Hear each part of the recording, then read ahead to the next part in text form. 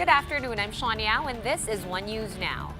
Education Secretary Leonor Briones says the opening of classes will push through on August 24 as originally planned. This is while the implementing rules of the newly signed law, which gives the president the power to adjust the school opening during state of emergency, are being finalized. In today's palace briefing, Briones said the DepEd is ready to push through with the start of classes next month with limited face-to-face learning setups in low-risk areas.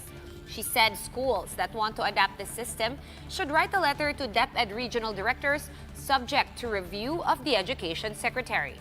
However, Secretary Briones also said operations of limited face-to-face classes will still depend on the IATF recommendations and that suspensions are possible should there be a surge of COVID cases in the area.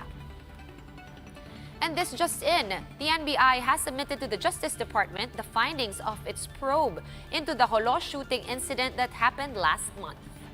This includes the recommended charges to be filed against the suspects.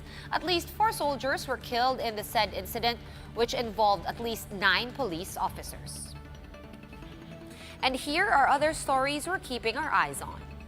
Presidential spokesman Harry Roque says that at least 15 cabinet officials are expected to be in attendance at the Batasang Pambansa for President Duterte's 5th State of the Nation address or SONA on Monday, July 27. The palace earlier said that only 50 guests will be allowed to physically attend this year's event. Roque said Duterte will most likely be accompanied by the PSG or Presidential Security Group, while the remaining guests will be composed of lawmakers. Former health secretaries urged the government to further strengthen the implementation of the Universal Healthcare Law now that the country is dealing with the COVID-19 pandemic. They said contact tracing, isolation, and testing should also be improved. The United States Agency for International Development, or USAID, has extended nearly 1 billion pesos in COVID-19 assistance to the Philippines. The U.S. Embassy in Manila said the relief aid includes personal protective equipment, or PPE, as well as medical supplies.